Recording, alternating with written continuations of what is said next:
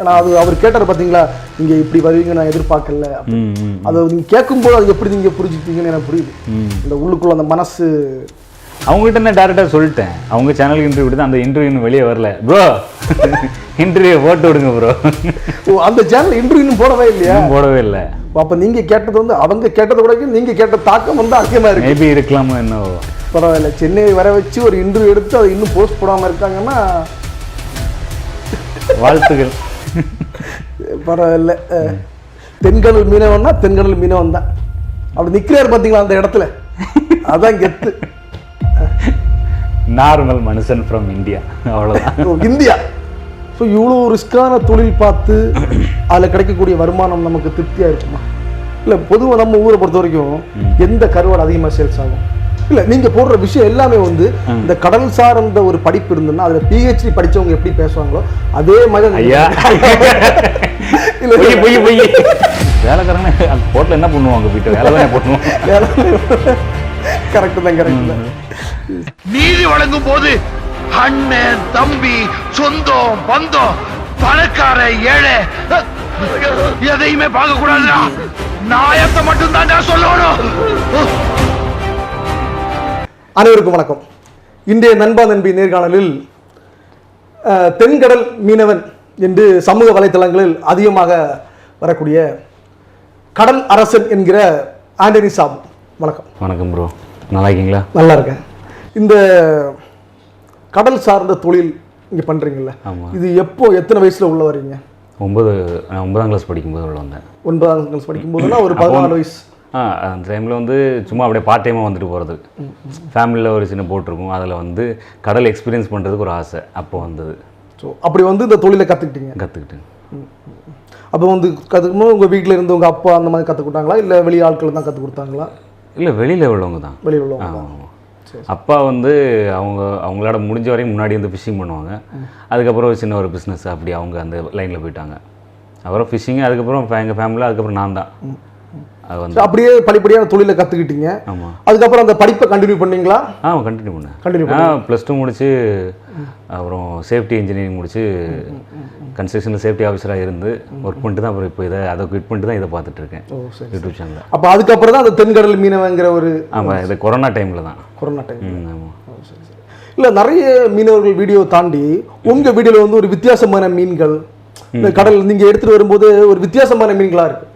இது எப்படி இந்த மீன்களோட பேர், இந்த மீன் இது இப்படி இருக்கும் அப்படின்ற ஒரு சிந்தனை எப்படி வந்துச்சு? இல்லை, அதாவது இப்போது இது வரைக்கும் நான் காமிச்ச மீன் எல்லாமே மீனவர்களுக்கு ரொம்ப ரொம்ப பழக்கப்பட்ட மீன். ஆனால் வந்து அதை ஆடியன்ஸ் பார்த்துருப்பாங்கன்னா அது பார்த்துருக்க மாட்டாங்க. ஏன்னா இதுக்கு முன்னாடி வந்து நான் குறுகிய வட்டத்துக்குள்ளே யோசிச்சுட்டேன். இது நம்ம பார்த்த மீன் தானே, பழக்கப்பட்ட மீன் தானே, இதை போட்டு என்னத்துக்கு காமிச்சிட்டு அப்படின்னு யோசித்தேன். ஆனால் கடலை பற்றி ஒவ்வொரு வீடியோ போட வெளியில் இருக்க ஆடியன்ஸுக்கு கடல் மேலே எந்த அளவுக்கு ஒரு ஈர்ப்பு இருக்குண்டு, எவ்வளோ தூரம் அதை விரும்பி பார்க்குறாங்க, கடலை வந்து எவ்வளோ பிரமிப்பாக பார்க்குறாங்கன்றது தெரிய வந்து அதுக்கப்புறம் அப்போ இதெல்லாம் அவங்க பார்த்துருக்க வாய்ப்பே இல்லையே, ஒவ்வொன்றா காமிப்போம் அப்படின்ட்டு ஒவ்வொரு மீனாக அதை நம்ம காமிக்கிறது வந்து அவ்வளோ சயின்டிஃபிக்கு டீட்டெயிலெலாம் நம்ம காமிக்க மாட்டோம். இப்போ நான் வந்து பக்கத்தில் இருக்க ஃப்ரெண்டுக்கு மாப்பிள்ளை இதை பாரு, இந்த மாதிரி பாரு, இது இப்படி இருப்பார் அப்படி இருப்பான்னு சொன்னால் எப்படி புரியுமோ அந்த மாதிரி நம்ம ஜாலியாக சொல்லி புரிய வைக்கிறது தான். நம்ம ஊர் பாஷையில். ஆமாம். இப்போ இந்த மீனோட குணநலங்கள் தெரியும்ல, இது இந்த மாதிரி இவனை தொட்டா இவன் வந்து அட்டாக் பண்ணிடுவான், இந்த மாதிரி இப்படி தான். நான் வந்து மீனுன்னு கூட பேச மாட்டேன். இந்த பாருங்க இவனை வந்து தொட்டா இப்படி ஆவான், அவனை வந்து அவன் இவன்ட்டு பேசும்போது அவங்களுக்கு ஈஸியாக இதாயிரும். அது மக்கள்கிட்ட வந்து சென்றடைகிறது கொஞ்சம் ஈஸியாக, ரொம்ப ஈஸியாக இருக்கும். சரி. இல்லை, இந்த மீன்களை வந்து ஆல்ரெடி உங்களுக்கு ஒரு ஆள் சொல்லி கொடுத்துருப்பாங்கல்ல, இது இந்த வகையான மீன், இது இந்த மீன், அது யார் சொல்லி கொடுத்துருப்பாங்க? அது எனக்கு ஞாபகம் இல்லை. பட் நம்ம வந்து முன்னாடி எனக்கு என்ன ஒரு ஆர்வம் இருக்குன்னா, ஏதாவது ஒரு வித்தியாசமாக ஒரு மீன் என் கண்ணில் பட்டாலே இதை பற்றி தெரிஞ்சுக்கணும்னு நினைப்பேன். இந்த மீனோட நேம் என்னன்னு தெரிஞ்சுக்கணும். ஏன்னா கடைப்போட்டில் மீனை தட்டி போடுவாங்க, அப்போ வித்தியாசமாக ஒரு மீன் வந்து விழும். அப்போ டக்குன்னு இதை எடுத்து கேட்பேன், பக்கத்தில் கொண்டு இது என்ன மீனுன்னு கேட்பேன், இதோட நேம் என்னன்னு கேட்பேன், இது எப்படி சாப்பிட நல்லா இருக்குமான்னு கேட்பேன். ஸோ அந்த டைமில் வந்து கொஞ்சம் ஒவ்வொன்றா கற்றுக்கிறது தான்.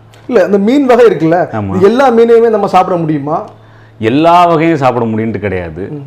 ஒரு சில மீன்கள் வந்து கொஞ்சம் மோசமான மீன்களும் இருக்குது. அதை நம்ம வந்து ஆனால் இப்போ கூட சில மீனில் வந்து நம்ம ஏரியாவில் சாப்பிடலை, ஆனால் வெளி ஏரியாக்கள் வந்து அதை சாப்பிடாங்கிறது இப்போ தான் ஒவ்வொன்றா தெரிஞ்சுக்க ஆரம்பிச்சிட்டேன். நம்ம ஏரியாவில் வந்து சில மீன்கள்லாம் வந்து என்னென்னா அதை கடல்லே போட்டுருவாங்க. இப்போ எக்ஸாம்பிள் சொல்ல போனால் இந்த லயன் ஃபிஷ்னு சொல்லுவாங்க. நீங்க சொன்னீங்களா அந்த ரொம்ப மோசமானவன் ஒரு முள் வந்து ரொம்ப அப்படி இப்படின்னு இருக்கு, பார்க்க அழகா இருக்கும், ஆனால் அதை ஹேண்டில் பண்ணுறது ரொம்ப கேர்ஃபுல்லாக ஹேண்டில் பண்ணணும். பட் அந்த மீனை வந்து நாங்கள் என்ன பண்ணுவோம்னா விஷம் அப்படின்னு சொல்லிட்டு கடலில் போட்டுருவோம். ஆனால் வந்து ஃபாரின்ல கத்தாரில் வந்து அதை மார்க்கெட்டில் வச்சு சேல் பண்ணுறாங்க. அந்த முள்ளெல்லாம் கட் பண்ணி அதை என் ஃப்ரெண்டு ஒருத்தர் அங்கேருந்து கால் பண்ணி, மாப்பிள்ளை நீ இப்படி சொன்ன, ஆனால் இங்கே வந்து இவ்வளோ இது வச்சு சேல் பண்ணிட்டுருக்காங்க, டேஸ்ட் அடிப்பொலியாக இருக்குது அப்படின்னா. அப்போ நான் முடிவு பண்ணி என்னைக்கு அவர் நான் அதை டேஸ்ட் பண்ணி வீடியோ போடணுன்ட்டு. அதுக்கப்புறம் டேஸ்ட் பண்ணீங்களா? இது வரைக்கும் எனக்கு வாய்ப்பு கிடைக்கல. இல்லை, பொதுவாக நம்ம ஊரில் பொறுத்த வரைக்கும் இந்த சாலை மீன், நெத்திலி, சூரை, கேரை இந்த மீன் தானே அதிகமாக கிடைக்குது. அது காரணம் இல்லை, நம்ம ஏரியாவில் வந்து சாலை மீன் நெத்திலி அதிகமாக எனக்கு கிடைக்க தானே செய்யுது. இப்போ இந்த பக்கம் போனீங்கன்னா இங்கே வந்து ஒரு வகையான தொழில் பார்ப்பாங்க. கோவளம் சைடில் வந்து அவங்க அதிகபட்சம் இந்த நெத்திலிக்கு வந்து ஃபேமஸ் கோவளம். ஸோ அவங்க நெத்திலி சாலை அப்படின்ட்டு போய் அதிகமாக பிடிச்சிட்டு வருவாங்க. இந்த பக்கம் போனீங்கன்னா மட்டு தொழில், வஞ்சர மீன் பிடிக்கிறது போவாங்க, அயில மீன் பிடிக்கிறது போவாங்க. அப்படி ஒவ்வொரு கேட்டகரி ஆஃப் பீப்புள் இருக்காங்க. இப்போ இங்கே போனால் ஒரு 3 வகையான தொழில் இருக்குது, இந்த பக்கம் போனால் இங்கே ஒரு வகையான தொழில் இருக்குது. அந்த இப்போ அங்கே உள்ளவங்க இங்கே தொழில் பார்க்க மாட்டாங்கன்னு கிடையாது. ஆனால் பிரதானமான தொழில் வந்து இப்போ கோவளத்துக்கு வந்து பார்த்தீங்கன்னா இந்த நெத்திலி கச்சாவலை தொழில்னு சொல்லுவாங்க. ஸோ அது வந்து அவங்களுக்கு அந்த மாதிரி ஃபேமஸ். நம்ம ஏரியாவில் இந்த மட்டில் உள்ள மீன்களும் கிடைக்க தான் செய்யுது. இல்லை, ஒரு குறிப்பிட்ட ஏரியாவில் இந்த மீன் தான் கிடைக்கும்னு இருக்கா, இல்லை எல்லா மீனுமே அந்த ஏரியாவில் கிடைக்குமா? அதாவது பாற்கடலில் வந்து நமக்கு பாரில் இருக்கிற மீன்கள் அதிக அளவு கிடைக்கும். இப்போ இங்கே போனால் கரை சைடு உள்ள மீன்லாம் அதிகமாக கிடைக்கும். இங்கே நமக்கு போக போக பாற்கடல் அதிகமாக இருக்குது. அப்போ அங்கே பார் மீன்கள் அதிகமாக கிடைக்க ஆரம்பிக்கும். இருந்தாலும் நம்ம பொதுவாக பார்த்தீங்கன்னா இப்போ நம்ம ஊரில் எடுத்தீங்கன்னா ஒரு 4 ஹார்பர் இருக்கு. ஒன்று கன்னியாகுமரி, முட்டம், குளச்சல், தேங்காய்பட்டினம். இந்த எல்லா ஹார்பர்லையுமே எல்லா மீன் கிடைக்குமா? ஆமாம், கிடைக்கும். எல்லாமே கிடைக்கும். இப்போ நம்ம சின்ன முட்டம் பார்த்தீங்கன்னா சிங்கிள் டே ஃபிஷிங் தான். இப்போ விடிய காலம் 4 மணிக்கு போகிறாங்கன்னா நைட்டு ஒரு 8-9 மணிக்கெல்லாம் வந்துடுவாங்க. மேக்ஸிமம் போட்டலாம் ஒரு 10 மணி வராங்கன்னு வைங்களேன். ஆனால் இந்த கடல்லாம் போயிட்டிங்கன்னா முட்டம், தேங்காய் பண்ணவங்கலாம் தங்கல் தொழில் போவாங்க. அவங்களால என்ன ஒரு ப்ளஸ் அப்படின்னா அவங்களால இன்னும் டீப் சீ போக முடியும். இப்போ தேங்காய் பண்ண ஹார்பரில் வந்து தூத்துர் போட்டில் அதிகமாக இருக்குது. அவங்க வந்து தீவில் போய் தொழில் பார்க்குறவங்க. ஸோ அவங்க வந்து இந்த ஆக்சுவலாக அவங்களே ஷார்க் அட்டாக்ஸ்ன்னு சொல்லுவாங்க. முன்னாடி இந்த ஷார்க் பிடிக்கிறதுல அவங்க வந்து ரொம்ப ஃபேமஸ்ஸு. ஸோ அந்த மாதிரி ஆட்கள் வந்து அவங்க இன்னும் நம்ம பார்க்காத தீவு, நம்ம பார்க்காத மீனெல்லாம் அவங்க பார்த்துருப்பாங்க. தூத்தூரில் உள்ள மக்கள், அந்த மக்கள் தூத்தூர், வல்லவளம் அந்த ஏரியாவில் அவங்க வந்து ஏன்னா அதிக அளவு 1 மாதம் அந்த மாதிரிலாம் கடலில் தொழில் பார்க்குற ஆட்கள் இருக்காங்க தூத்தூர் சைடில். நம்ம முட்டம், குளச்சல் 1 மாதம் கடலுக்குள்ளே இருக்காங்க அப்படின்னா அதுக்கான சாப்பாடு அது மாதிரி எல்லாமே இருக்கும். ரேஷன் வாங்கிட்டு போயிடும்ல தேவையான பொருட்கள்லாம். 1 மாதத்துக்கான மொத்த பொருள் வாங்கிடுவோம். எல்லாமே இருக்கும். அதை விட அதிகமாகவும் இருக்கும். ஏன்னா எப்போவுமே வந்து கடலுக்கு போகும்போது 1 மாதம் இருப்போம், இத்தனை நாள் இருப்போம்ட்டு அந்த கணக்கே கிடையாது. அதிகபட்சம் ஒரு அவங்க மைண்டில் வந்து இப்போ 1 மாதம் இருந்துச்சுன்னா இன்னொரு 10 நாள் உள்ள பொருளை சேர்த்து தான் வாங்கிட்டு போவாங்க. ஆனால் அது அவர் கேட்டார் பார்த்தீங்களா, நீங்கள் இப்படி வருவீங்க நான் எதிர்பார்க்கல. அதை நீங்கள் கேட்கும்போது அது எப்படி நீங்கள் புரிஞ்சுப்பீங்கன்னு எனக்கு புரியுது. இந்த உள்ளுக்குள்ள அந்த மனசு அவங்ககிட்ட நான் டேரெக்டாக சொல்லிட்டேன். அவங்க சேனலுக்கு இன்டர்வியூ கொடுத்து அந்த இன்டர்வியூ இன்னும் வெளியே வரல. ப்ரோ இன்டர்வியூ போட்டு விடுங்க ப்ரோ. அந்த சேனல் இன்டர்வியூ போடவே இல்லையா? போடவே இல்லை. அப்போ நீங்கள் கேட்டது வந்து அவங்க கேட்டதை விட நீங்கள் கேட்ட தாக்கம் வந்து அதிகமாக இருக்கு. மேபி இருக்கலாமோ என்னவோ. பரவாயில்ல, சென்னையை வர வச்சு ஒரு இன்டர்வியூ எடுத்து அதை இன்னும் போஸ்ட் போடாமல் இருக்காங்கன்னா வாழ்த்துகள். பரவாயில்ல. தென்கடல் மீனவன்னா தென்கடல் மீனவன் தான். அப்படி நிற்கிறார் பார்த்தீங்களா அந்த இடத்துல, அதான் கெத்து. நார்மல் மனுஷன் ஃப்ரம் இந்தியா, அவ்வளோதான். இந்தியா. இப்போ நீங்கள் தொழில் போகிறீங்க, ஒரு போட் எடுத்துகிட்டு கடலில் போகும்போது ஒரு 7 நாள் 10 நாள் ஆகுது. வீட்டில் அவங்களோட மனநிலை எப்படி இருக்கும்? ரொம்ப கஷ்டமாக தான் இருக்கும். இப்போ கடல் தொழில்னால எப்படின்றது உங்களுக்கு தெரியும். எனி டைம் ரிஸ்க் தான். அதாவது இது எல்லா இடத்துலையும் பதிவு பண்ணது உங்கள் சேனலில் நான் பதிவு பண்ணுறேன். உலகத்திலே வந்து ரிஸ்க்கான தொழிலில் 2nd பிளேஸில் ஃபிஷ்ஷிங் இருக்குது. ஸோ அந்த மாதிரி ஃபிஷ்ஷிங்கை பண்ணுறவங்க வந்து எவ்வளோ ரிஸ்க்கு, அவங்க லைஃபே ரிஸ்க் எடுத்து தான் போகிறாங்க. அது ஃபேமிலிக்குன்னு தெரியும். போனால் திரும்ப வருவானா மாட்டானா அப்படின்ற இதெல்லாம் இருப்பாங்க. இப்போ நம்ம வந்து ஒரு ஜென்ரலாக நம்ம ஒரு தங்கல் தொழில் போனால் 7 நாள் கணக்குன்ற ஒரு மைண்டில் போவோம். ஆனால் நமக்கு கடலில் போனால் மீன் உடனேயும் கிடைக்கும், 3 நாளில் கூட திரும்பி வருவோம். சம்டைம்ஸ் கிடைக்காது, 7 நாள் ஒன்றுமே இருக்காது. ஆனால் 7ஆம் நம்ம கரைக்கு வரோன்னு யோசிப்போம். அப்போ தான் அந்த லாஸ்ட் பேர்டு மீன் நல்லா பட்டு கிடக்கும். அப்போ யோசிப்போம், ஓகே அப்போ இன்னொரு 3 நாள் தொழில் பார்த்துட்டு போகன்ட்டு நம்ம எக்ஸ்டன் ஆகும். ஒரு 10 days பிளான் பண்ணி அப்படியே போவோம். ஆனால் நம்ம வீட்டில் என்ன யோசிப்பாங்க, 7 நாள்னு சொல்லிட்டானே இவனை இன்னும் அடுத்த நாள் காணுமேன்ட்டு அவங்களுக்கு பதட்டம் அதிகமாகும். நம்ம ஒரு 10ஆம் நாள் கழிஞ்சு கால் பண்ணும்போது வாய்ஸ் வராது, அழுகுறல் மட்டும்தான் வரும். அதை கேட்கும்போது உங்களுக்கு எப்படி இருக்கும்? கஷ்டமாக தான் இருக்கும். ஏன்னா நமக்கே யோசனை வரும். நமக்கும் வீடோட தாட்ஸ் வரத்தான் செய்யும், வராமலாம் இருக்காது. இந்நேரத்துக்கு இப்படி யோசிச்சுட்டு இருப்பாளே, இந்த மாதிரி இருப்பாளே, வீட்டில் இந்த மாதிரி இப்போ திங்க் பண்ணிட்டு இருப்பாங்களே அப்படின்ட்டு. எப்போடா நமக்கு இந்த டவர் கிடைக்கும், எப்போ நமக்கு வந்து நான் சேஃப் தான் சொல்லுவேன், நான் சேஃபாக தான்மா இருக்கேன் அப்படின்னு சொல்கிறதுக்கு எப்போ நமக்கு டவர் கிடைக்குன்ற ஒரு மைண்ட் செட் வரும். அப்படியே ஒரு குழப்பமான ஒரு இதுலேயே நமக்கு இப்போ ஒரு நீங்கள் 7 நாளில் வர வேண்டியிருந்தீங்க, 7 நாளில் கரைக்கு வரல அப்படின்னா உங்களுக்கு அந்த 8ஆம் நாள் கடலில் இருக்கும்போது எப்படி இருக்கும்? கஷ்டமாக தான் இருக்கும். மீன் தொழில் நடந்தாலுமே அது சந்தோஷமா இருக்கும். அதாவது நமக்கு அங்கே மனநிலைமை 2 விதமான மனநிலைமை இருக்கும். தொழில் பார்க்கும்போது தொழில் மட்டும்தான் நம்ம மைண்டில் ஓடிட்டு இருக்கு, நமக்கு வேற யோசிக்க இருக்காது. ஆனால் ஈவினிங் ஆனால் நமக்கு வீலர்ஸ் வந்து ரெஸ்ட் எடுப்போம், அப்போ ஃபேமிலி பற்றி யோசிக்க தோணும். காலைல வர ஒரு மைண்ட் வந்து வேற மாதிரி ஆயிரும், நான் ஈவினிங் மேலே வேறு மாதிரி ஆயிரும், ஃபேமிலியை பற்றி யோசிக்க ஆரம்பிப்போம். எப்போ நமக்கு இப்போ போவோம், ஓகே நீ தொழில் நடந்துட்டு இருக்கு சரி அப்படின்னு சொல்லிட்டு மனசை ஆற்றிப்போம். அவன் எப்போ கரைக்கு வருமோ அப்போ என்ன பண்ணுவோம்னா அந்நியத்தில் போய் நின்றுவோம். கரையை நெருங்க வந்து இப்படியே பார்த்துட்டு இருப்போம். டவர் ஒரு சிக்னல் கிடைச்சா கூட டக்குன்னு ஒரு மெசேஜ் போட்டணும் அப்படின்ட்டு. அப்படி ஒரு சில இன்னைக்கு வந்து டெக்னாலஜி நிறைய வளர்ந்த பிறகும் கடலுக்கு உள்ளாடி ஒரு குறிப்பிட்ட ஏரியாவுக்கு தாண்டி டவர் கிடைக்காது. 7 கிலோமீட்டர் தாண்டினாலே கிடைக்காது. அப்போ அந்த கரையை தாண்டது 7 கிலோமீட்டர் வரைக்கும் கிடைக்கும். ஒரு மணி நேரம் ஓட்டம் வரைக்கும் கிடைக்கும். அதுக்கப்புறம் கொஞ்சம் கொஞ்சமாக அப்படியே குறைஞ்சிரும். குறைய ஆரம்பிக்கும் போதே வந்து நமக்கு இங்கே மேக்ஸிமம் நம்ம பேசுகிறதே கேட்காம ஆயிரும். அப்புறம் அவ்வளோதான், டவர் கிடைக்காம போயிடும். நமக்கு வந்து தொலைத்தொடர்புக்கு இருக்கு மீன்ஸ் இப்போ போட்டில் வந்து ஒயர்லெஸ்லாம் இருக்க தான் செய்யுது. இப்போது எப்படி அது என்ன மாதிரி நடக்கும்னா, ஏதாவது ஒரு எனி அர்ஜென்ட் வந்து இப்போ இன்னொரு போட்டுக்கு கொடுக்கணும் அப்படின்னா நம்ம இந்த ஹார்பரில் இருந்து கரையில் இருக்கிற போட்டுக்கு தகவல் கொடுப்பாங்க. இவங்க ஒயர்லெஸ் மூலமாக அவங்க ரேஞ்ச் வரைக்கும் உள்ள போட்டுக்கு அந்த தகவல் கொடுப்பாங்க. இவங்க என்ன பண்ணுவாங்க, அப்படியே ஸ்டெப் பை ஸ்டெப்பாக போகும். இப்படி நூல் பிடிச்ச மாதிரி போயிட்டு அந்த எந்த போட்டு போய் அதை சேர்க்கணுமோ அதை சேர்த்துருவாங்க. இப்போ நீங்கள் உயிரை பணையம் வச்சு போகிறீங்க, அங்கே போய் சப்போஸ் பாத்ரூம் போகும்போதோ இல்லை வேறு இன்சிடென்ட்ஸ் ஏதாவது நடந்துச்சுன்னா எப்படி நீங்கள் கரைக்கலாம் தகவல் கொடுப்பீங்க? அதாவது பிரதர், முன்னாடி வந்து அந்த ஒரு பிரச்சனை இருந்துச்சு. இப்போ பாத்ரூம் போகும்போது விழுவாங்க அப்படின்ட்டு. அதாவது இப்போ இங்கே வந்து எனக்கு எப்படின்னு தெரியல, கேரளா சைட்லலாம் பார்த்தீங்கன்னா இப்போ போட்டில் எல்லாமே வந்து இது இருக்கத்தான் செய்யுது, டாய்லெட் இருக்க தான் செய்யுது. ஏன்னா கேரளா அந்த அவங்களோட இதுபடி போட்டில் இப்போ டாய்லெட் இல்லைன்னா லைசன்ஸ் கொடுக்க மாட்டாங்க. ஸோ அந்த மாதிரி ஒரு இது இப்போது இன்சூரன்ஸ் கொஞ்சம் குறைஞ்சிருச்சு. ஆமாம், கொஞ்சம் இல்லை ரொம்பவே குறைஞ்சிருச்சு. மேபி அப்படி இன்சிடென்ட் நடந்தால் உடனே வந்து இப்படி ஒருத்தரை காணுன்ட்டு பக்கத்தில் இருக்கிற போட்டுகளுக்கெல்லாம் தகவல் கொடுத்துருவாங்க.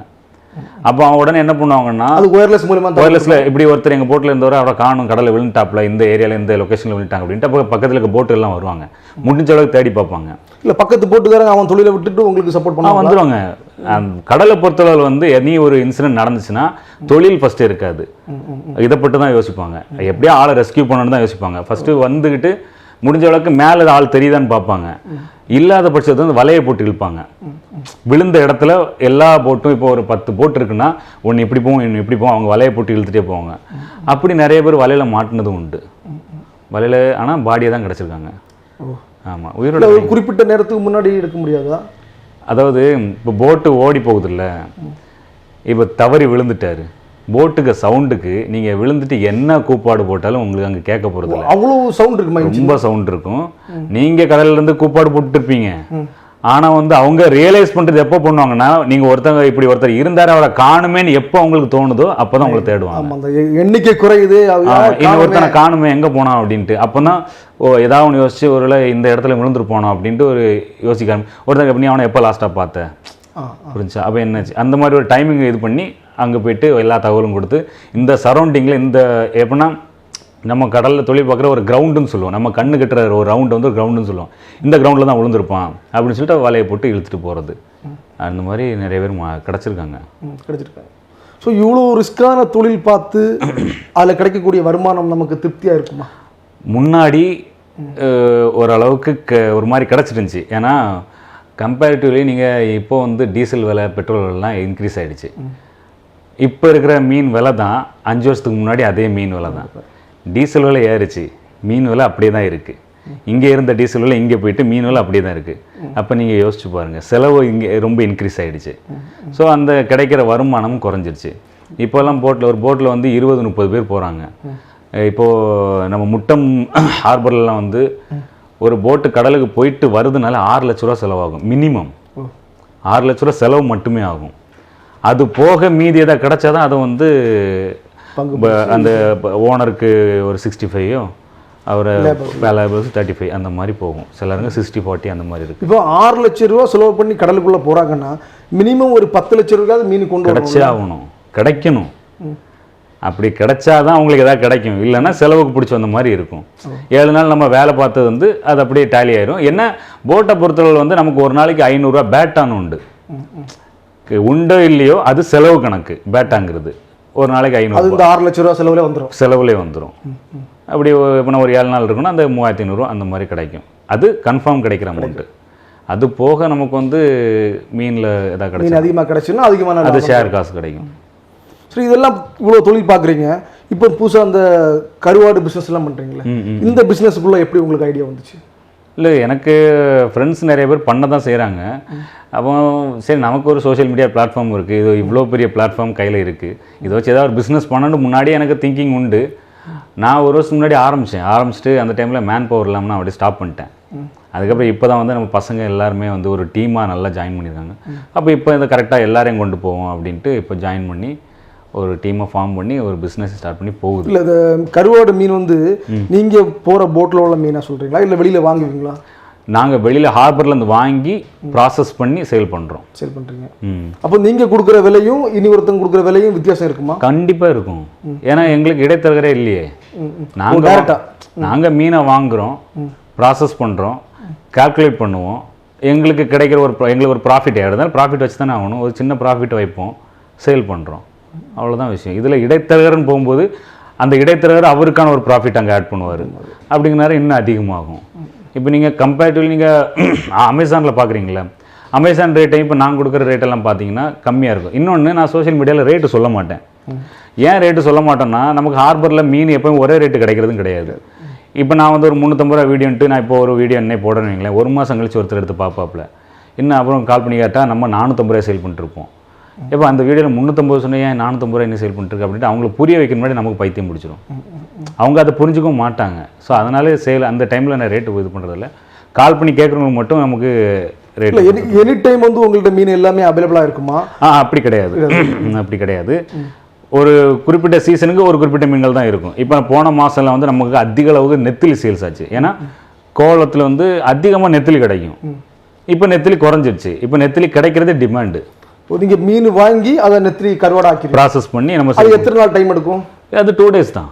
2 நாளில் அது கருவாடா? ஆமாம், 1 டேல மேக்ஸிமம் நல்ல வெயில் அடித்தா 1 டேலே கிடச்சிரும். ஆனால் இருந்தாலும் 1 டே போட்டு எடுக்கிறது நல்லது, சின்ன ஈரப்பதம் கூட இருக்கக்கூடாதுன்ட்டு. அப்போ ஃபுல் பியூரிஃபைடோடு இருக்கும், பக்காவாக இருக்கும். நமக்கு வந்து நம்ம கொடுக்குற கருவாடு எல்லாமே வந்து மண் இருக்காது, டஸ்ட் இருக்காது. இன்னொன்று, சிலருக்கு வந்து நமக்கு வெண்ணெத்திலையும் கர்ணத்துலையும் வித்தியாசம் தெரியல.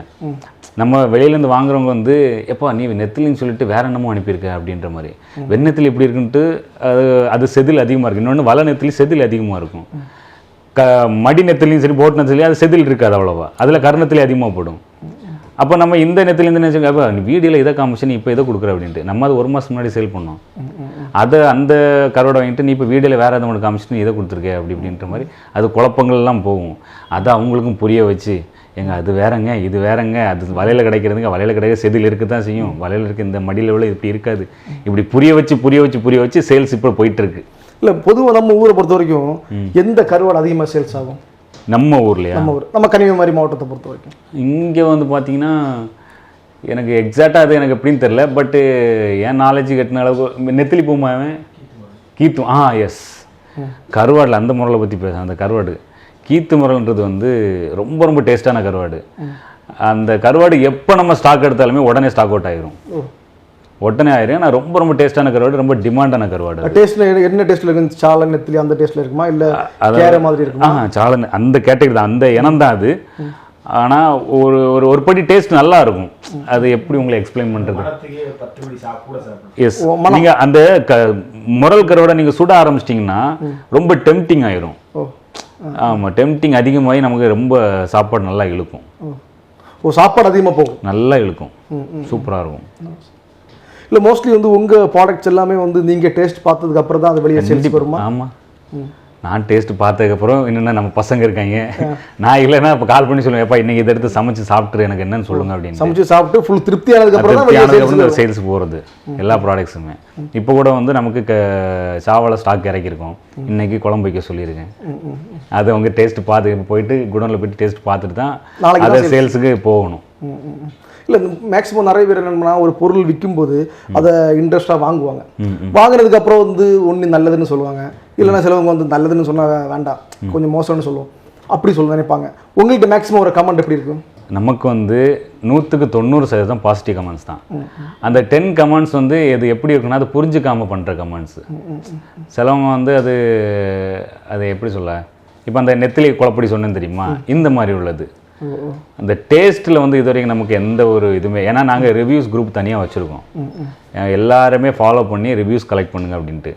ஏன்னா அதுவும் நமக்கு எப்பவும் தேவை தானே, எப்படி ஒரு மார்க்கெட்டிங்காக இருந்தாலும் இது நமக்கு ஒரு சாட்டிஸ்ஃபேக்ஷன், ஓகே நம்ம ப்ராடக்ட்ஸ் நல்லா இருக்குது அப்படின்ட்டு.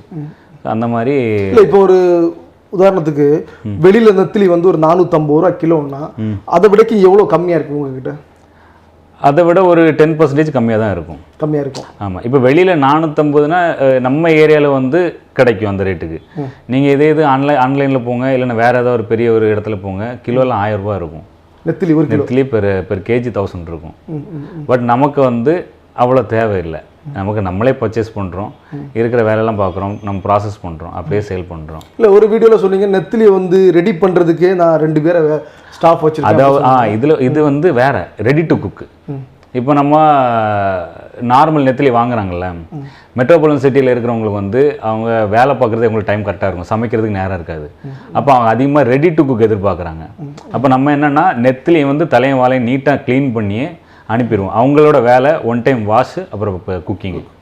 ஸோ நம்ம இப்போ ரெடி டு குக் எல்லா ப்ராடக்ட்ஸ்லையுமே இப்போ ரெடி டு குக்கும் ஸ்டார்ட் பண்ணிட்டோம். அப்புறம் சாலை நெத்திலி எல்லாமே ரெடி டு குக் இருக்குது. நம்ம சாலை நெத்திலி, இப்போ நெத்திலி வந்து தலைவால் இருக்காது, சாலை வந்து வெறும் சதம் மட்டும் தான் போகும், தலையோ மேலே இருக்க செதிலோ எதுவுமே இருக்காது, வெறும் சதம் மட்டும் போகும். அது அப்படியே அவங்க எடுத்து குக் பண்ண வேண்டிய வேலை தான். அப்போ இந்த தொழில் வந்து நீங்கள் கன்னியூமரில் ஸ்டார்ட் பண்ணியிருக்கீங்க. ஆமாம் ஆமாம். இப்போ நிறைய தொழில் பார்த்தீங்கன்னா அடுத்த தலைமுறைக்கு அந்த தொழிலை கொண்டு போவோம். இந்த மீன்பிடி தொழில் வந்து அடுத்த தலைமுறைக்கு நல்ல ஜாலியாக இன்ட்ரெஸ்டாக கொண்டு போவாங்களா? கொண்டு போயிட்டு தான் இருக்காங்க. ஏன்னா இது வந்து அப்படின்னு மட்டும் இல்லை, நீங்கள் மீன் தொழிலாக பார்க்கக்கூடாது. நம்ம போயிட்டு ஒரு உணவை கொண்டு வரோம். உணவு வந்து ரொம்ப ரொம்ப முக்கியம். இந்த உணவு வந்து இல்லைன்னா இப்போ எல்லாரும் என்ன ஆவாங்கன்றது தெரியும். கடல்லேருந்து எவ்வளோ சத்தான ஒரு உணவை வந்து மீனவன் கொண்டு வரான்றது எல்லாருக்குமே தெரியும். எப்படி விவசாயி இல்லைன்னா சோறு கிடைக்காத, மீனவன் இல்லைனா மீன் கிடைக்காது. இது ரெண்டுமே உணவு தான். அப்போ மீனவன் இல்லைன்னா அங்கே யார் மீன் பிடிக்கிறது? அடுத்த தலைமுறை போய் தான் ஆகும். ஆமாம். அது போகும்போது இன்னும் டெக்னாலஜி அதிகமாகும். ஆமாம், முன்னாடி இருந்ததுக்கு டெக்னாலஜி ரொம்ப இன்க்ரீஸ் ஆகிடுச்சு. முன்னாடி வந்து எனக்கு தாத்தாக்கெல்லாம் சொல்லுவாங்க, நாங்கள் வந்து இதை பார்த்து வந்தோம், இந்த வெள்ளியை பார்த்து நாங்கள் வருவோம் கொள்வோம் அப்படின்னு சொல்லுவாங்க. இப்போல்லாம் வந்து அவ்வளோ டெக்னாலஜி உள்ளே இருக்குது. இப்போ கவர்மெண்ட்டு ஒரு சிஸ்டம் ஒன்று கொடுத்துருக்காங்க, அது எல்லா போட்டிலும் இருக்கான்னு எனக்கு தெரியல. பட் என்னென்னா ஒரு ஆபத்து காலத்தில் வந்து அந்த இதை நம்ம அடிச்சிட்டோம் அப்படின்னா நம்ம இருக்கிற லொக்கேஷன் வந்து அவங்களுக்கு போயிடும். ஓ சரி சரி. ஸோ அது தெரியாமல் கிளிக் பண்ணிட்டோன்னா ஃபைன் தான், அந்த மாதிரி ஆயிரும். அந்த மாதிரி கொண்டு வந்துட்டாங்க. ஆமாம். அப்போ அந்த லொக்கேஷன் வந்து கரைக்கு வந்துடும். இந்த இடத்துல இந்த போட்டுக்கு இவ்வளோ ஆபத்து அப்படின்ட்டு. அதாவது இந்த போட்டில் ஆபத்து இருந்தால் தான் நம்ம அதை கிளிக் பண்ணணும், ஏன்னா அதுக்காக தான் வச்சிருக்கிறது. அந்த மாதிரிலாம் ஏகப்பட்ட டெக்னாலஜி இருக்குது தான் செய்யுது. எனக்கு ஒரு ஆசை என்னென்னா, இப்போ ஸ்டார்லிங்கெல்லாம் வந்துருக்குல்ல, கடலில் வந்து இந்த மாதிரி போட்டுலாம் ஸ்டார்லிங் வச்சா நல்லா தான் இருக்கும். ஆனால் ஒருவே வேலை பார்க்க மாட்டான். அது வருமா தெரியாது. வரலாம் ஃபியூச்சரில். இப்போ வராதுன்னு எதுவும் கிடையாது. இப்போ ஷிப்பில் ஸ்டார்லிங் இருக்குது தான் செய்யுது. இப்போ ஃபியூச்சரில் வந்து போட்டில் வந்து வரலாம். வரலாம் 10 வருஷத்துல எதுக்கு, ஒரு இன்னொரு 5 இயர்ஸ்லேயே மேக்ஸிமம் வர வாய்ப்பு இருக்குது. ஏன்னா இப்போது நம்ம கடல் தொழிலை பொறுத்தவரையில் ஒரு பெரிய ஒரு ரிஸ்க்கான ஒரு விஷயம் வந்து தொலைத்தொடர்பு வந்து பெரிய அளவுக்கு கிடையாது. நம்ம கரைக்கு வந்தால் தான் உண்டு. அப்போ ஸ்டார்லிங்னு ஒன்று இருக்கும்போது என்ன ஆகும், நம்ம ஏதாவது ஒரு எமர்ஜென்சிக்கு ஈஸியாக நம்ம தகவல் கொடுத்துடலாம். புரியுதுங்களா? எதுனா யாராவது நம்மளை காண்டாக்ட் பண்ண ரொம்ப ஈஸியாகிடும். அது வந்தால் சந்தோஷமாக இருக்கும். இல்லை மோஸ்ட்லி வந்து இந்த போட் தொழில் வந்து பசங்க மட்டும்தான் பண்ணுறாங்களா இல்லை பெண்களும் பண்ணுறாங்களா? போட்டு தொழில் பசங்க தான், ஜென்ஸ் தான் பண்ண முடியும். அதாவது அதுக்காக அவங்க பண்ண முடியாதுன்னு நான் சொல்ல வரல. லேடிஸ் எல்லாம் சேர்ந்து போனால் அவங்க பண்ணலாம். புரிஞ்சுங்களா? அங்கே வந்து இப்போ லேடிஸ் ஜென்ஸும் வந்து சேர்ந்து ஒரு இடத்துல அப்படி வேலை பார்க்க முடியாது, ஒரு கம்பல்சன் இருக்காது. பசங்க வந்து என்ன பண்ணுவான், எப்படி வேணாலும் இருப்பான் போட்டில். ஆமாம் கண்டிப்பாக. அதனால் அப்படி லேடிஸுக்கு வந்து அங்கே ஒரு இது இருக்காதுல்ல. ஸோ அது ப்ராக்டிக்கலாக யோசிக்கும்போது அது இம்பாசிபிள். ஆனால் கரைத்தொழில் வந்து அவங்க பார்ப்பாங்க. கரைத்தொழில் எனக்கு தெரிஞ்சு நிறைய பேர் பார்க்குறாங்க. லேடிஸ்லாம் பார்க்க தான், தூத்து சைட்லாம் பார்க்க தான் செய்கிறாங்க. அவங்களா தனியாக போயிட்டு வலையை போட்டு மீன் பிடிக்கிறது அப்படிலாம் பண்ண தான் செய்கிறாங்க. இல்லை இப்போ நீங்கள் வந்து நிறைய தொலைக்காட்சி ஊடகங்கள்லாம் போகிறீங்க, இந்த அங்கீகாரம் உங்களுக்கு எப்படி கிடைச்சிச்சு? இந்த தொழிலை வச்சு தான் கிடைச்சிச்சா இல்லை நீங்கள் தொழில் பண்ண இந்த வியாபாரத்தை வச்சு கிடைச்சிச்சா? நம்ம சோஷியல் மீடியா ஃபேம் அதுதான் இப்போ காரணம். வேறு யாருமே வந்து திறமை வச்செல்லாம் கிடையாது தலைவா. அதாவது ஃபேம் இருக்கா கூப்பிடுவாங்க, அவ்வளோதான். வேறு விஷயம் ஒன்றும் கிடையாது. இவன் திறமையான இவனை கூப்பிட்டு வச்சாங்க இது பண்ணலாம் யாருமே இங்கே பண்ண மாட்டாங்க. ஆமாம், அது வந்து இப்போ திறமைக்கு அங்கீகாரம் இல்லை. ஓப்பனாக சொல்ல போனால் இல்லை ப்ரோ. இப்போ இது ஏன் திறமை, இப்போ நான் என் திறமை காமிச்சு தான் வந்தேன். சேம் டைம் வந்து என்ன மாதிரி இன்னொருத்தன் இருக்குதான் செய்வான், இன்னொருத்தன் போட அவனை கூப்பிட்டுருப்பாங்களா? அவனை அதே திறமை தானே, கூப்பிடுவாங்களா? கூப்பிட மாட்டாங்க. யார் ஃபேமாக இருக்கணும் கூப்பிடுவாங்க, கூப்பிட்டு வச்சு இது பண்ணுவாங்க, அவ்வளோதான். அப்போ திறமைக்கு மதிப்பு இல்லை, பப்ளிசிட்டி தான். இப்போ எல்லாம் பப்ளிசிட்டி தானே, வேறு என்ன இருக்குது? நீங்களே ஓப்பனாக சொல்லுங்கள். ஆமாம் தானே? இல்லை, அது தென்கடல் மீனவனோட உழைப்பு இருக்கு. உழைப்பு வந்து இருக்கு, நான் உழைப்பு இருக்கு, நான் இல்லைன்னு சொல்ல மாட்டேன். நம்ம இது சாதாரணமாக பண்ண முடியாது, நம்ம பண்ணிட்டு இருக்கோம் தான். ஆனாலும் தென்கடல் மீனும் உழைப்பாக இருந்து ஃபேம் இல்லாமல் இருந்தால் கூப்பிட்டுருப்பாங்களா? அது ஒரு 100 கேள்வி வைக்க வேண்டிய காரியம் தான், விஷயம் மாட்டாங்களா? மாட்டாங்க. ஆனால் இருந்தாலும் தென்கடல் மீனவனை வந்து நிறைய இப்போ புதுசாக தொழிலுக்கு போகிற பசங்க, புதுசாக வியாபாரம் ஆரம்பிக்க வர பசங்க நிறைய பேர் ஃபாலோ பண்ணுறாங்க. நீங்கள் அவங்களுக்கு ஏதாவது தான் இப்படி பண்ணால் நீங்கள் தொழிலை ஜெயிச்சு கன்சிஸ்டன்சி, அவ்வளோதான் மேட்ரு. என்கிட்ட என்ன ஃபாலோ பண்ணுறாங்களோ என் ஃப்ரெண்ட்ஸ் அந்த எல்லாத்தையும் சொல்ல கன்சிஸ்டன்சி ரொம்ப முக்கியம். இப்போ நமக்கு ஒரு விஷயம் கிடைக்குது அப்படின்னா, கிடைக்கணும் அப்படின்னா நம்ம தொடர்ந்து உழைப்பை போட்டுக்கிட்டே இருக்கணும். எதிர்பார்ப்பு இல்லாமல் உழைப்பை போடணும். நமக்கு அது கிடைக்கும் போது பயங்கரமாக கிடைக்கும். என்கிட்ட எல்லாருக்குமே அதான் நான் சொல்லுவேன். இல்லை, மோஸ்ட்லி வந்து இப்போ போட்டு சம்மந்தமாகவோ இல்லை கடல் சம்மந்தமாகவோ யார் ஒரு வீடியோ பண்ணாலும் அவங்க ஃபாலோ பண்ணக்கூடிய முதல் ஆள் வந்து தென்கடல் மீனவன். அப்படின்னா ரொம்ப நன்றிங்கய்யா எல்லாருக்குமே. இல்லை, நான் பார்த்த வரைக்கும், நான் விசாரிச்சது வரைக்கும் உண்மையிலே உங்களை நிறைய பேர் ஃபாலோ பண்ணுறாங்க. உங்ககிட்ட நிறைய விஷயங்கள் எடுத்துக்கிறாங்க. நீங்கள் எப்படிலாம் பண்ணுறீங்க, அப்போ நீங்கள் பண்ணுறதுல ஒரு 10% நாங்கள் பண்ணணும் அப்படின்னு நிறைய பேர். நான் பண்ணுறதே 10% தாங்க ஐயா. இப்போ என்ன மாதிரி கடல் அது எதோ சொல்லுவாங்க, சேலாளின்லாம் சொல்லுவாங்க. அவங்களாம் வந்து நிறைய தெரிஞ்சவங்க. அவங்கள என்னையும் கம்பேர் பண்ணால் நான் இங்கே தான், புரியுதுங்களா? அவங்களுக்கு சோஷியல் மீடியா நாலேஜ் கிடையாது, அவங்க அதை போயிட்டுருக்காங்க. நான் அவங்கள்ட்ட கொஞ்சமாக எடுத்து என்னோட நாலேஜையும் போட்டு நான் சோஷியல் மீடியாவில் போட்டு அதுக்கு தெரியப்படுத்திட்டுருக்கேன். நான் பண்ணுறது 10% தான். இதை விட இன்னும் நிறைய இருக்குது. ஆனால் நான் அதை இப்போ லேர்ன் பண்ணிகிட்ருக்கேன். இப்போ நிறையா விஷயங்கள் நான் லேர்ன் பண்ண ஆரம்பிச்சிட்டேன். அப்போ இந்த கடல் தொழிலை போட்டு கற்றுக்கிட்டே இருக்கலாம். நிறைய இருக்குது. அதான் கடலுங்கிறது எவ்வளோ பெருசு, அதில் பண்ண இன்னும் நான் இது வரைக்கும் காமிச்சது இவ்வளோ தான். நிறைய இருக்குது கடலை பற்றி. நான் நிறைய வீடியோஸ் பார்த்தேன். எனக்கு வந்து தென்கடல் மீனவ அண்ணன் வந்து கருவாடு அனுப்பியிருக்காரு, எனக்கு ஒரு பார்சல் அனுப்பியிருக்காரு அப்படின்னு நிறைய பேர் வீடியோ போடுறாங்க. அது வந்து நீங்கள் பாசத்தின் வெளிப்பாடில் அனுப்புறீங்களா? பாசத்தின் வெளிப்பாடு, at the same time promotion எல்லாம். இப்போ ஒரு பிஸ்னஸ்ன்னு ஆரம்பிச்சா எல்லாருமே அப்படி தானே பண்ணுவாங்க. இப்போது யார் நம்ம சொன்னால் கேட்பாங்களோ அவங்களுக்கு தான் நம்ம கொடுக்க முடியும். இன்னொன்று, நான் ப்ரொமோஷன் யார்கிட்டையுமே காசுக்காக நான் கேட்கவே மாட்டேன். காசு கேட்டால் நான் அந்த ப்ரொமோஷனை கட் பண்ணிடுவேன். எனக்கு அது வேண்டாம். ஏன்னா நான் போய் பண்ணுறது வந்து எல்லாருக்குமே நம்ம காசு மீன்ஸ் என்னோட சர்க்கிளில் நான் போய் பண்ணால் நமக்கு யாருக்குமே நம்ம காசு எதுவும் வாங்க மாட்டோம். நம்ம நீட்டாக போயிட்டு அவங்களுக்கு வீடியோ பண்ணிட்டு வந்துடுவோம். என்னோட இதுக்கு பண்ணுறவங்களும் எனக்கு அந்த மாதிரி பண்ணுற ஆட்கள் மட்டும்தான் நான் சூஸ் பண்ணுவேன். இல்லை, நீங்கள் பண்ணது கரெக்ட். ஏன்னா உங்கள் பொருள் மேலே உங்களுக்கு திருப்தி இருக்குது, அதனால உங்களை சார்ந்தவங்களுக்கு நீங்கள் அதை கொடுக்குறீங்க. அவங்ககிட்ட நான் சொல்லும்போது வந்து நீங்கள் தைரியமாக ரெக்கமெண்ட் பண்ணலாம், உங்களோட நேம் டேமேஜ் ஆகாது. ஸோ நம்ம பிளாக்கி அவர் வீடியோ பண்ணாப்புல, அப்போ அவர்கிட்ட கூட நான் அதை தான் நான் சொன்னேன். நான் ப்ரோ நீங்கள் தைரியமாக என் பொருள் வந்து இங்கே ப்ரொமோட் பண்ணலாம். இதை வந்து உங்ககிட்ட யாருமே வந்து எந்த கேள்வியும் கேட்க போகிறது இல்லை. ஏன்னா நான் நல்ல ப்ராடக்ட் தான் வச்சுருக்கேன், நீங்கள் தைரியமாக சொல்லலாம் ப்ரோ அப்படின்ட்டு. ஏன்னா உங்கள் ப்ராடக்ட் சாப்பிட்டவங்களே என்கிட்ட நிறைய பேர் சொல்லியிருக்காங்க, நல்லா இருக்குது, நல்ல ஒரு கொடுக்குற காசுக்கு ஒர்த்தாக இருக்குது, ஓகே, மேலே இல்லை கீழே இல்லை, கரெக்டாக இருக்குது அப்படின்னு சொல்கிறேன். ஏன்னா இப்போ நம்ம நிறைய பேர் பார்த்தீங்கன்னா ஃப்ரீ ப்ரொமோஷன் இல்லைன்னா பெய்டு ப்ரொமோஷன் நிறைய பண்ணுறேன். அது எல்லாமே என்ன பொறுத்தவரை 99% வந்து ஃபேக்காக தான் இருக்குது. அது பெய்டு ப்ரொமோஷன் பண்ணுறவங்க மேக்ஸிமம் ஃபேக்காக தான் இருக்கலாம். ஏன்னா நானே பார்த்தேன் ஒரு வீடியோ, நாகர்கோவிலில் ஒரு கடை, ஒரு ஹோட்டல். அந்த கடைக்கு நம்ம கன்னியாகுமரி டிஸ்ட்ரிக்டில் கூடிய செலிபிரிட்டிஸில் ஒரு 10 செலிபிரிட்டிஸ் வந்து அதுக்கு ப்ரொமோஷன் பண்ணுறோம். சரி, அவ்வளோ சாப்பாடு நல்லா இருக்குமா அப்படின்னு எனக்கே ஒரு ஆசை வந்து ஒரு நாள் போய் நாளுக்குள்ளே சாப்பிடுவோமே அப்படி பார்த்தேன். கஷ்டப்பட்டீங்களோ? அவங்க ஒரு மீன் கொடுத்தாங்க, ஒரு சூர மீனில் ஒரு ஃப்ரை கொடுத்தாங்க. சரி, ஆனால் உண்மையிலே அந்த கமாண்ட் ஒரு பையன் கொடுத்துருந்தான். அந்த வீடியோ பண்ண ஒரு ப்ரொமோஷன் வீடியோ கமாண்டு 2 நாள் முன்னாடி உள்ள சூர மீன் ஸ்பெஷல் வந்து இந்த கடை தான் அப்படின்னு. ஆனால் நான் சாப்பிடும்போது நான் அதை உணர்ந்தேன். ஓகே ஓகே, ஸ்மெல் டக்குன்னு தெரிஞ்சா கரெக்டாக தெரியுது. ஆனால் அந்த கடையில் வந்து கூட்டம் அப்படி நிற்குது. அந்த ப்ரமோஷன் கொடுக்க ஒரு அக்கா கொடுக்குறாங்க பாருங்க, அது வேற லெவலில் நடிக்கிறாங்க. இந்த ஒரு படத்தில் வடிவ சொல்லுவாங்க தெரியுமா, கொடுக்குற காசுக்கு மேலே கூறுகிறேன். ஆனால் அந்த வகையில் உங்களை பாராட்டணும். ஏன்னா உங்கள் ப்ராடக்ட்டு அவ்வளோ அருமையாக இருக்குது. அதை வாங்கி சாப்பிட்டவங்க நல்லா சொல்கிறாங்க. ஏன்னா நீங்கள் வந்து அந்த தொழிலில் இருக்கீங்க, அந்த தொழிலை நேசிக்கிறீங்க, அது மூலியமாக அதை மக்களுக்கு அதை பயன்படுத்துகிறீங்க. இப்போ நான் மொத்தத்தில் மீனவன் கொடுக்குற ப்ராடக்ட் வந்து எப்பவுமே கரெக்டாக இருக்கும். ஏன்னா மீனவனுக்கு அந்த மீனை எப்படி பதப்படுத்துன்றது தெரியும். ஸோ அவனால் வந்து அதை கரெக்டாக மக்களுக்கு கொடுக்க முடியும். ஆனால் அது வந்து அவங்க சார்ந்த தொழில் பண்ணுறதுனால அவங்களுக்கு எல்லா விஷயம் தெரியும்.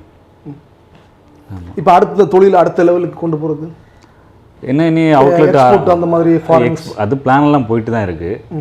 அது ஒரு சைடு போனாலும் இன்னும் அந்த இப்போ நம்ம ஆன்லைனில் பண்ணுறது ஆஃப்லைனில் பண்ணுறதுன்னு ஒரு ஆசை இருக்குது. அதுக்கான ப்ராசஸும் போகுது. ஆஃப்லைன்னா கடை மாதிரி போட்டு அந்த மாதிரி பண்ணலாம் அப்படின்ட்டு.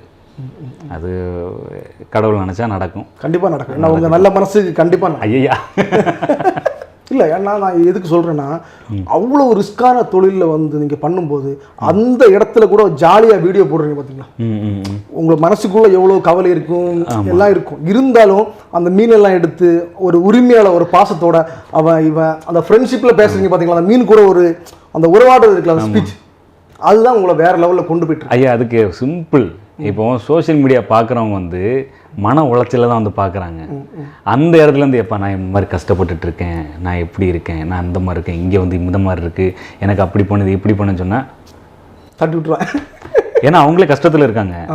அவங்கள என்டர்டெயின் பண்ணோன்னா இங்கே ஏதாவது நான் கோமாளித்தனம் பண்ணாலும் புரிஞ்சா, அதாவது கோமாளித்தனன்றதை தாண்டி அவங்கள நான் ஏதாவது சிரிக்க வைக்கிறதுக்கோ ஏதாவது ஒன்று. இப்போ இன்னொன்று, என் வீடியோஸ் வந்து சின்ன குழந்தைங்க இப்போ அதிகமாக பார்க்குறாங்க அப்படிங்கிறது எனக்கு இப்போ தான் தெரிய வந்துச்சு. நிறையா சின்ன குழந்தைங்க பார்க்குறாங்க. எங்கே போனாலுமே வந்து சின்ன குழந்தைங்க வந்து நம்மளை பார்த்து லைக் பண்ணுறாங்க. அவங்க பேரண்ட்ஸ் வந்து சொல்கிறாங்க, உங்கள் வீடியோஸ் பார்க்காம தூங்க மாட்டான், அவங்க வீடியோஸ் உட்காந்து பார்த்துட்டு இருப்பான், சாப்பிடும்போது உங்கள் வீடியோஸை பார்த்துட்டுங்க நீங்கள் ஒரு இது.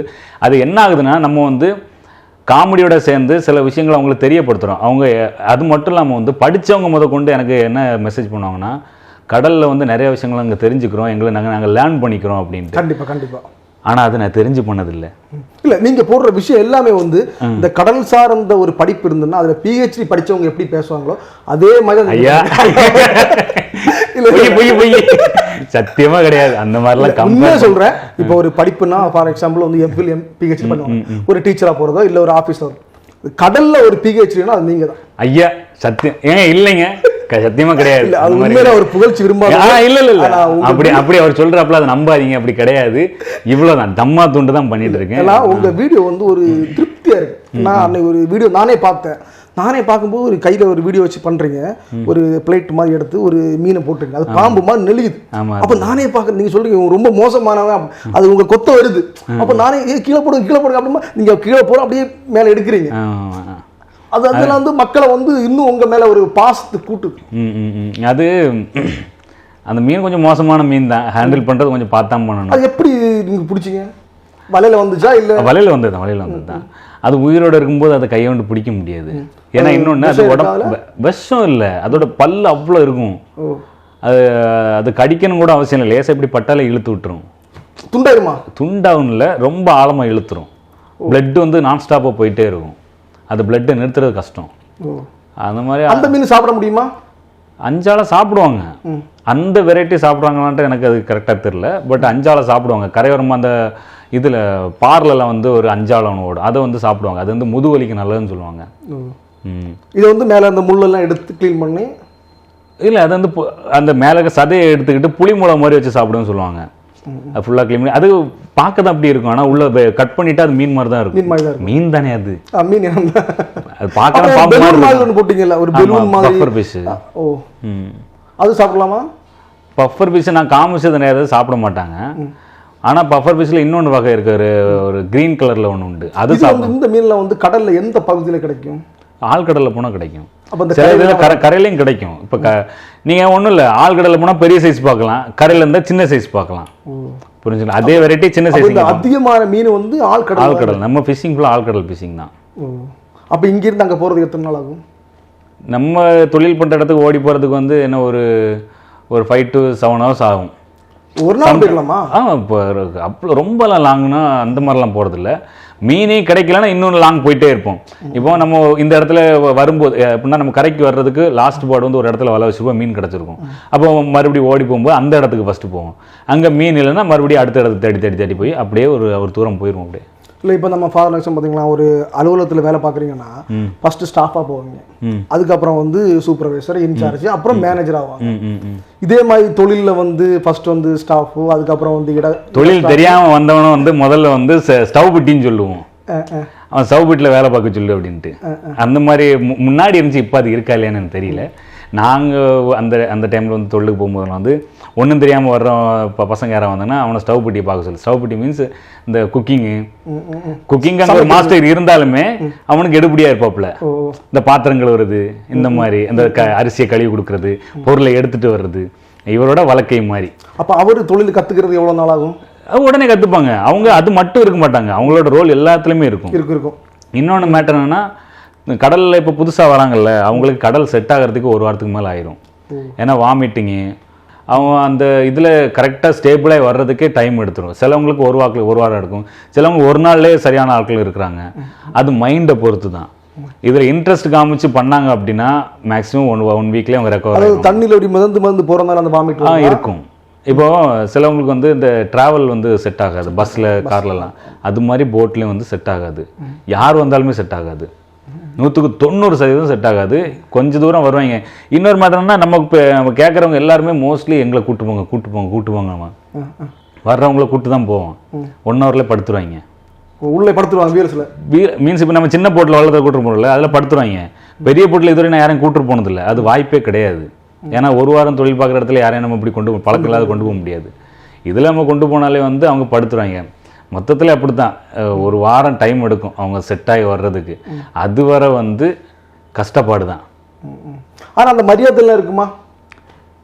இருக்கும்.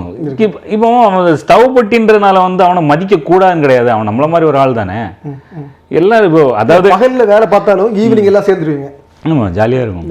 ஆமாம், இப்போ 4 பேர் பேசுறோமோ அவன் சென்டரில் வந்து உட்காந்துருவான். ஆமாம், அதெல்லாம் அங்கே வந்துட்டு அதாவது வேலையை பொறுத்து இவன் பெரியவன் சின்னவன் அங்கே கிடையாது. எல்லாருமே ஈக்குவல் தான்.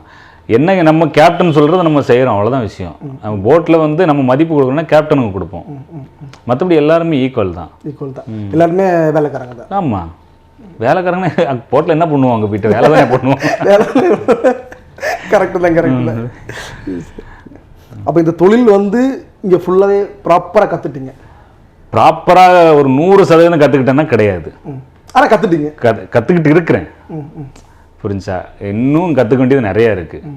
அதாவது நீங்கள் ஒரு பெரிய சேலாளின்ட்டு ஒருத்தர் இருப்பார், அதாவது கடலையே கரைச்சி குடித்தவங்க சொல்கிறாங்கல்ல, அவங்கக்கிட்ட போய் கேளுங்க, நான் கற்றுக்கிட்டது இவ்வளோ தான் சொல்லுவாங்க. புரிஞ்சா? ஆனால் அவங்களுக்கு நம்மளோட நிறையா தெரிஞ்சிருக்கும். அந்த அதாவது நீங்கள் கடலை பற்றின எந்த கேள்வி கேட்டாலுமே உங்களோட நாலேஜ் கெட்டின அளவுக்கு எந்த கேள்வி கேட்டாலும் அதுக்கான பதில் அவங்ககிட்ட இருக்கும். அவங்க ஒரு புக்கு மாதிரி. ஆனால் அந்த புக்கே வந்து அவங்க என்ன சொல்லுவாங்க, எப்போ நான் வந்து இவ்வளோ தான்ப்பா எனக்கு தெரியும், எனக்கு தெரிஞ்சது என்ன இவ்வளோ தான், அந்த மாதிரி ஒரு இது.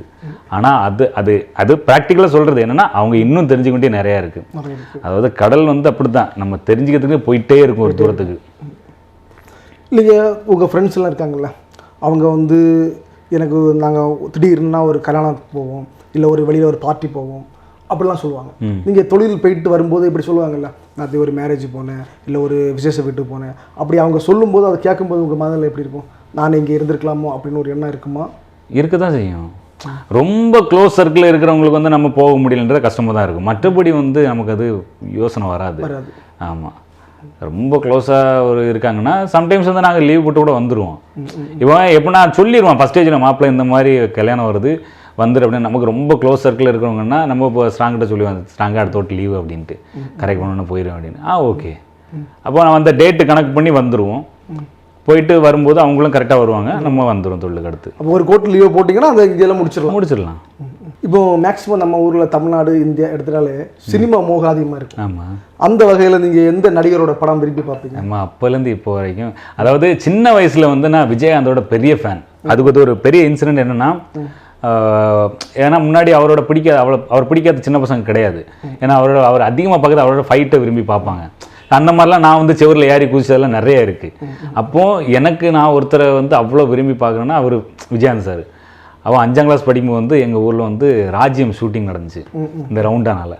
அப்போ அவர் வந்திருக்கான்னு தெரிஞ்ச உடனே அந்த தம்மா துண்டு வயசில் நான் ஒத்தையில் ஓடி போனேன். என் வீட்டுக்கு யாருக்குமே தெரியாது. அப்போ ஓடி போயிட்டு அவரை மொத்தத்தோட நான் பார்க்கும்போது அவ்வளோ சந்தோஷம். இப்படி நம்ம ஒருத்தரை பார்த்தவரை நேரில் பார்த்தோம் அப்படின்ட்டு. அடுத்து கேட்க போனால் இப்போ யார்கிட்ட கேட்டாலுமே சொல்லுவாங்க ஆப்வியஸ்லி நம்ம தளபதி விஜய் ஐயா, விஜய். ஸோ என் வீட்டில் இருக்க எல்லாருமே வந்து சின்னஞ்சு பொடிசு கூட வளர்க்குமாக்கண்டு எல்லாம் விஜய். அவர் நடித்த படங்கள் ரொம்ப விரும்பி பார்த்த படம் நான் ரொம்ப பிடிச்சதுன்னா லியோ. ரிப்பீட் வாட்ச் நிறைய போட்டிருப்பேன், எனக்கு ரொம்ப பிடிக்கும். அதுக்கப்புறம் எனக்கு எல்லாம் பிடிக்குங்க. விஜய்னாலே பிடிக்குங்க. சும்மா பேர எழுதுனாலே பிடிக்கும். ஸோ அவ்வளோ வெறித்தனமான ஒரு தளபதி. ஆமாம், நம்ம அந்த மாதிரி அதாவது இந்த ஃபர்ஸ்ட் ஒன் கேட்டகரி இருக்குல்ல, நம்ம அப்படி போய் ஃபர்ஸ்ட் நாள் ஃபர்ஸ்ட் ஷோ பார்த்துருவீங்க, ஓடி போயிடும். இப்போ எல்லாரும் யோசிப்பாங்க இவன் உடனே வந்து ஒரு கமெண்ட் ஒன்று போடுவாங்க வேலை எத்தவன் இதுக்கு போவான் அப்படின்ட்டு. அது என்னோட என்டர்டைன்மெண்ட். எப்பவுமே நான் இதுக்கு போகிறேன். இது என்னோட ஆக்சுவலாக எனக்கு என்டர்டைன்மெண்ட் இது மட்டும்தான், சினிமா மட்டும்தான். இந்த சினிமா வந்து என்டர்டைன்மெண்ட்டாக மட்டும் எனக்கு கிடையாது, என்ன நான் ரிஃப்ரெஷ் பண்ணுறது யூஸ் பண்ணுறது. இப்போ நான் ரொம்ப ஸ்ட்ரெஸ்ஸாக இருக்கேன் அப்படின்னா உடனே எல்லாரும் கூப்பிட்டுருவேன், பசங்களை கூப்பிட்டுருவேன். அவன்கிட்ட கேட்டால் தெரியும், எல்லாரும் கூப்பிட்டு மூவிக்கு போகலான்றேன். ஏன்னா மூவிங்கிறது வந்து எனக்கு வந்து ரெஃப்ரெஷ் பண்ணுறதுக்கு நான் யூஸ் பண்ணுறது. நான் போயிட்டு வந்தேன்னா நான் இன்னும் ஃப்ரெஷ்ஷாக ஆரம்பிப்பேன், ஃப்ரெஷ்ஷாக நான் ஓன் பண்ண ஆரம்பிப்பேன். அந்த மாதிரி நான் ஏன்னா சிலவங்களுக்கு வந்து இது போடுவாங்க, இது இருக்கும், நமக்கு அது எதுவும் கிடையாது, எதுவுமே இல்லை. அப்போ டீ டோட்டலர் தான், டீ டோட்டலர் இதுதான் மூவி தான் நம்மளோட இது. அப்போ தளபதி விஜய் ரொம்ப பிடிக்கும். ஆனால் என்ன பொறுத்தவரைன்னா ஒருவருடைய வளர்ச்சிக்கு ஒரு காரணம் இருக்கணும். ஆனால் இங்கே எப்படின்னா அது எப்படி அதை நசுக்கிறது, அது எப்படி இல்லாமல் ஆக்கலான்னு தான் இங்கே ஒரு கற்பனை இருக்கலாமோ என்னவோ, அதில் கொஸ்டின் மார்க் தான் இருக்கிறீங்க. எஸ், இருக்கலாமோ என்னவோ. என்ன இது வரைக்கும் யாரும் நசுக்குனது இல்லை, நசுக்குன்னு அலோவ் பண்ணதும் இல்லை. இப்போ அதாவது என் கான்ஃபிடென்ட்டு, என்னோட நாலேஜ், என்னோட இதில் யார் என்ன நசுக்க முடியும்? கண்டிப்பாக அந்த பாதையில் தொடர்ந்து பயணிக்கணும், அவ்வளோதான். இதில் யார் குறுக்க வந்தாலும் நம்ம போயிட்டே இருக்க வேண்டியதான். எல்லாரும் அதாவது ஸ்டார்டிங் டைமில் ஓப்பன் பண்ண நேரம் வந்து எல்லாரும் ஒரு மாதிரி நக்கலாக பார்க்குறது, நம்மளை கிண்டல் பண்ணுறது இப்போ வரைக்கும் இருக்கானா இருக்குது. இல்லை, நான் ஒரு ஒரு புக்கு படித்தேன். நான் அப்போ அந்த மேகசின்ஸ் எல்லாம் சும்மா ரீட் பண்ணேன். அதில் அது இப்போ நிறைய பேர் காமெடியாக பண்ணிட்டாங்க. இதனால தான் நான் சொல்கிறேன், ஃபாரின்ல எல்லாம் ஒரு பையன் ஒரு கார் வாங்கிட்டாங்கன்னா, பரவாயில்லப்பா கார் வாங்கிட்டியா, நெக்ஸ்ட் டைம் நீ இதோட பெரிய கார் வாங்கணும், அப்புறம் வீடெல்லாம் கட்டணும்னு சொல்லுவாங்க. இன்னும் சில நாட்களில் பார்த்தீங்கன்னா பைக் BMW வாங்கிட்டியா, அப்போ இனி இதோட பெரிய கம்பெனி வாங்கணும். நம்ம ஊரில் ஒரு சாதாரண ஒரு செகண்டில் ஒரு பைக் எடுத்தோன்னு வச்சுங்களேன், எங்கே மூட்டிச்சானோ என்ன, நேற்று தான் குழுவுல பைசா காட்டிட்டு இருந்தேன், அதுக்கு முன்னாடி பைக் எடுத்துட்டேன். இந்த ஒரு மனப்பான்மை நம்ம ஊரில் இருக்கு. ஏன்னா நண்டு மாதிரி அவங்களும் போக மாட்டாங்க, போகிறவனையும் போட மாட்டாங்க. ஆனால் இதெல்லாம் தாண்டி தான் தென்கடல் மீனவன் வந்திருக்காரு. அதாவது நிறைய பேர் வந்து என்ன யோசிப்பாங்கன்னா, சோசியல் மீடியாவில் வந்து ஈஸியாக வீடியோ போட்டு வந்துட்டான், எல்லாருமே மேக்ஸிமம் பேசுகிறது. அவனுக்கு என்ன இந்த கேள்வி எல்லாருமே வைப்பாங்க, அவனுக்கு என்ன, அவன் பாட்டுக்கு போகிறான், வீடியோ எடுக்க, அவன் போடுறான், சம்பாதிக்கான் அப்படின்றாங்க. ஆனால் அப்படி பேசுகிறவங்களை வந்து நீயே வந்து பண்ணுப்பான்னு சொன்னால் பண்ண முடியாதுன்னு சொல்லலை, சாரி. ஏன்னா இது சாதாரண விஷயம் இல்லைன்றது வந்து யாருமே இதுவரை அக்செப்ட் பண்ணவே இல்லை. இன்னொன்று, இது ஒரு தொழிலாகவே யாரும் எடுத்துக்கல, இது ஒரு தொழில் தான். இப்போ கடலில் போயிட்டு நம்ம வந்து ஹார்ட் ஒர்க் பண்ணுறோம், அது அப்படியே நான் ஸ்மார்ட் ஒர்க்காக பண்ணுறேன், அவ்வளோதான் டிஃப்ரெண்ட்டு. புரிஞ்சுங்களா? இது வந்து யாருமே தொழிலாக எடுத்துக்கிறதும் இல்லை. சரி, எப்போவுமே வந்து ஹார்ட் ஒர்க் கூட ஸ்மார்ட் ஒர்க் தான் எப்போவுமே ரொம்ப ரொம்ப இம்பார்ட்டன்ட். ஸோ நம்ம ஸ்மார்ட் ஒர்க் பண்ணி நம்ம போகிறோம்னு வைங்களேன், அதை யாருமே வந்து இது என்னத்தை போட்டு என்ன வீடியோ போடுறலாம் ஒரு வேலையா, வீடியோ போடலாம். ஆனால் இன்னும் அது யாருமே அது வேலைன்ற, ஏங்க இது வேலைங்க, இதுவும் ஒன் ஆஃப் தி ஒரு வேலை தான். இதுக்கும் நான் இன்வெஸ்ட்மெண்ட்லாம் பண்ணி தான் வச்சுருக்கேன். இன்வெஸ்ட்மெண்ட் பண்ணாமல் எதுவும் பண்ண முடியாது, கண்டிப்பாக முடியாது. இப்போ நான் வந்து இதுக்கு மட்டுமே கிட்டத்தட்ட ஒரு 5 lakhs கிட்ட இன்வெஸ்ட் பண்ணியிருப்பேன், என்னோட ஒரு இதுக்காக மட்டுமே. புரிஞ்சுக்கலாம்? ஆனால் பார்க்குறவங்க என்னப்பா, ஒரு சின்ன வீடியோ நல்லா இல்லைப்பா அப்படி தள்ளி விட்டு போயிட்டே இருக்காங்க. ஆனால் அதில் உள்ள உழைப்பு, இப்போ நீங்கள் வந்திருக்கீங்க, இதில் எவ்வளோ உழைப்பு போட்டிருப்பீங்க. அங்கேருந்து இங்கே வர வந்து உங்கள் டைமை கொடுத்து இங்கே உட்காந்து இனி நீங்கள் போய் அதுக்கு ஒரு வேலையை பார்த்து இதை வீடியோ போஸ்ட்டு கொண்டு வர்றது வரைக்கும் எவ்வளோ வேலை இருக்கும். ஆனால் அதுக்கு பின்னாடி இருக்கிறத யாருமே யோசிக்க மாட்டாங்க. வீடியோ வருது அவ்வளோதான். இப்போ மக்களை நான் எதுவும் சொல்ல வரல, நான் என்ன சொல்லேன்னா, நம்ம சர்க்கிளில் இருப்பாங்க தெரியுமா, நம்மளை பார்த்தோன்னு எனக்கு இது ஒரு வேலையா, வீடியோ போட்டு தெரியுற இது ஒரு வேலையா, சும்மா வேலையை போய் பார்த்துக்கிட்டு அவனை கேட்டு பாருங்க, அப்படி தானே? ஆமாம், எல்லாத்தையும் இந்த கேள்வி தான் இருக்கும். நண்பா நண்பி சேனல் வியூவர்ஸ் எல்லாருக்குமே வணக்கம். நம்ம வந்து கன்னியாகுமரியிலேருந்து தென்கடல் மீன் சீ ஃபுட்ஸ்ன்ற பேரில் வந்து ட்ரை ஃபிஷ் வந்து இந்தியா ஃபுல்லாக அனுப்பிட்டுருக்கோம்.